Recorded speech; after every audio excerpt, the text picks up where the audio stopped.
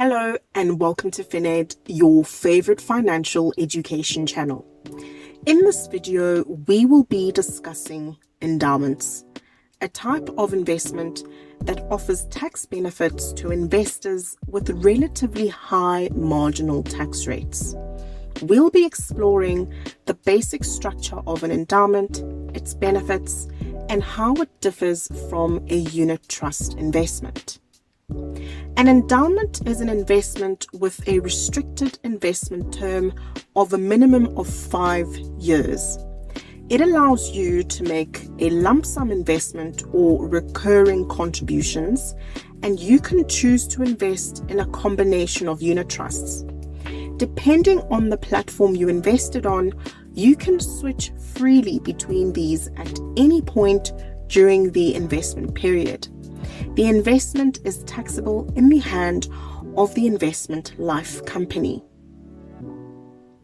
Endowments are taxable in the hand of the investment life company and taxed at a rate of 30%. So if your marginal income tax rate is higher than 30%, you can benefit from tax savings in an endowment. These investments can also be used for estate planning purposes, as they are payable to your nominated beneficiaries on death. The first 5 years is the restricted term, but after that, you may withdraw from your investment at any time or schedule regular withdrawals with no tax implications. You may only withdraw money once during a restriction period, but could be subject to penalties. The restricted period can be extended as per the 120% rule.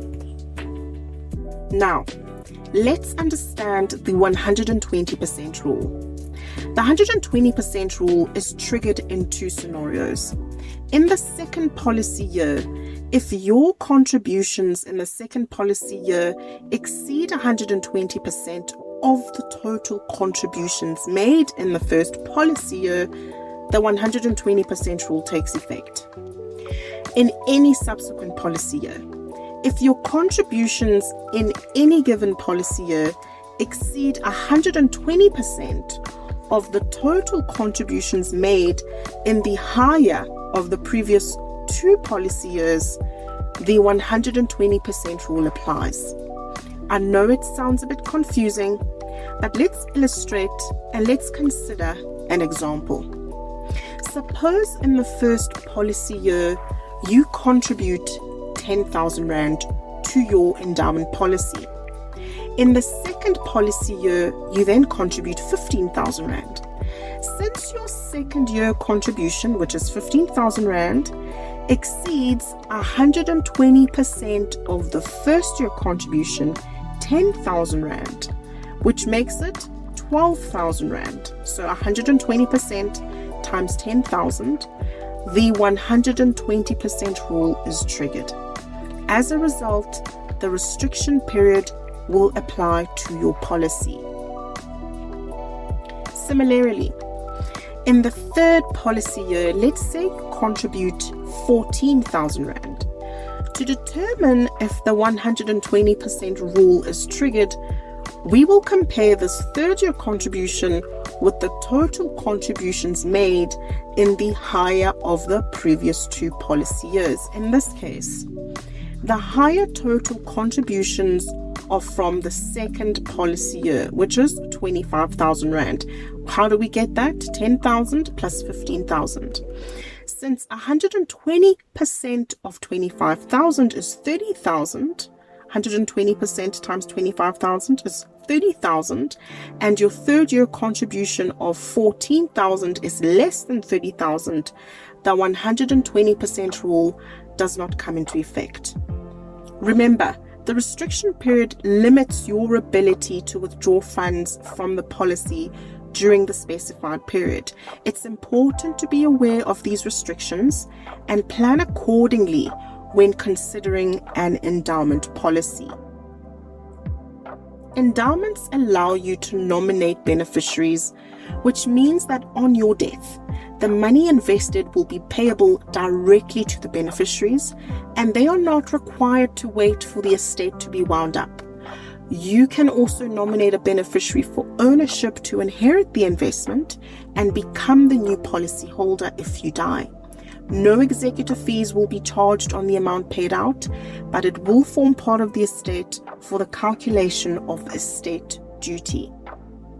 Liquidity is one of the main differences between endowments and unit trusts. As we said earlier, endowments have a minimum investment term of 5 years, but after that, the funds are available to be withdrawn with no tax implications.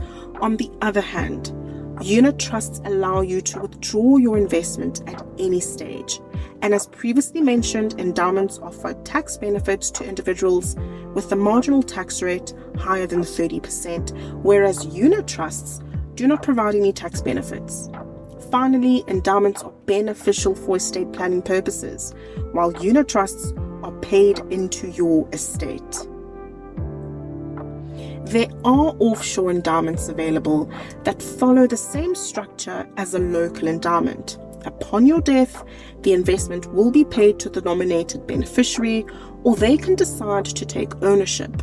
The beneficiary is not required to bring the funds back into South Africa, but can get it paid into an offshore bank account as long as the account is in the name of the beneficiary.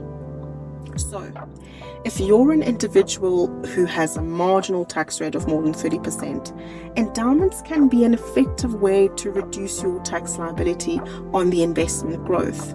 The benefits covered, such as tax savings and estate planning opportunities, make endowments a viable option for investors looking to diversify their portfolios.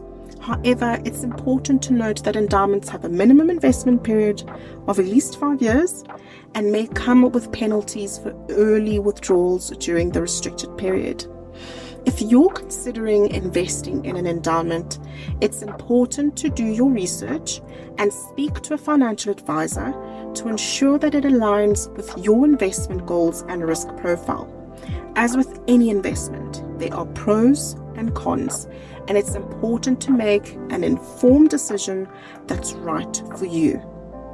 Thank you for watching, and don't forget to subscribe to our channel for more financial education content.